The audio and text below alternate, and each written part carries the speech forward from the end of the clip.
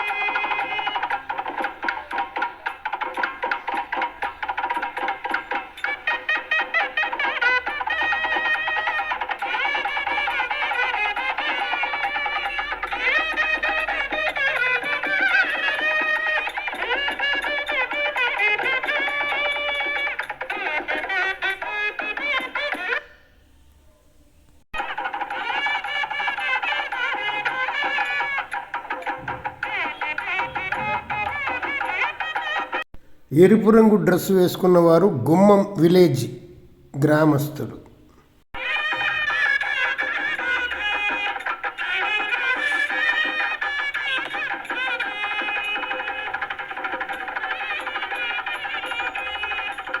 Committee పెద్దలు ఎంతో ఉత్సాహంగా అన్నదాన కార్యక్రమం చేస్తున్నారు. అన్ని దానముల కన్నా అన్నదానం గొప్పది అని అందరికీ తెలుసు. ఆ పరమాత్ముడు అందరిలో ఉన్నాడు. ఆ పరమాత్ముని యొక్క ఆకలి తీర్చడమే అన్నదాన ముఖ్యోద్దేశం. ఏది ఇచ్చినా చాలు అని అనిపించలేం. అన్నం పెడితే చాలు అని అంటారు. అందుకే చాలు అనిపించేదే అన్నదానం. అలాంటి అద్భుతమైనటువంటి అన్నదాన కార్యక్రమం చేసి ఆ భగవంతుడి కృపను, పుణ్యాన్ని ఎంతో పొందుతున్నటువంటి ఈ కమిటీ పెద్దలను చూడండి. ఇలా ప్రతి చోట పూజలు, కార్యక్రమాలు, అన్నదానాలు చేస్తూ ఉంటే అక్కడ సస్యశ్యామలమైనటువంటి పంటలు పండుతూ ఏ లోటు లేకుండా ఉంటుంది అని మన పురాణాలలో చెప్పారు. ఎక్కడైతే అన్నదాన కార్యక్రమం జరుగుతూ ఉంటుందో అక్కడ వర్షాలు సక్రమంగా పడతాయి, పంటలు బాగా పండుతాయి. ఈ అన్నదాన కార్యక్రమం అనేటువంటిది ఒక యజ్ఞం లాంటిది. యజ్ఞాలు ఎక్కడ జరుగుతూ ఉంటాయో అక్కడ భగవంతుడు అక్కడే ఉంటూ అందరినీ క్షేమంగా చూస్తారని మన పురాణాలు ఘోషిస్తున్నాయి.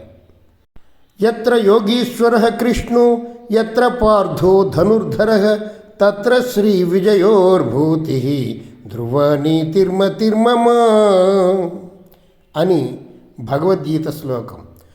ఆ తరువాత ఈ గ్రామస్తులందరూ కూడా ఎంతో ఉత్సాహంగా దింస డ్యాన్స్ వేస్తున్నారు. ఇది చాలా బాగుంటుంది. ట్రెడిషనల్ డ్యాన్స్ చూడండి.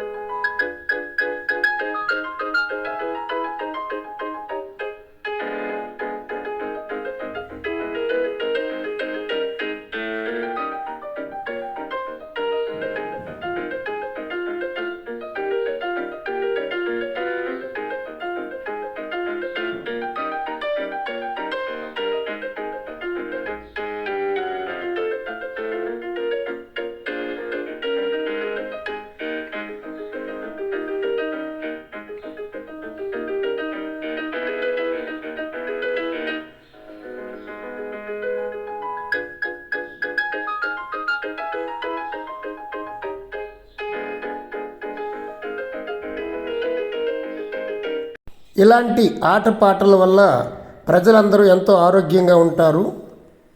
అందుకే మన పెద్దవాళ్ళు ఈ ఆటలని ఏ ప్రాంతానికి ఆ ప్రాంతం ఒక్కొక్క ఆటని మనకి కనిపెట్టి మనకి నేర్పించారు.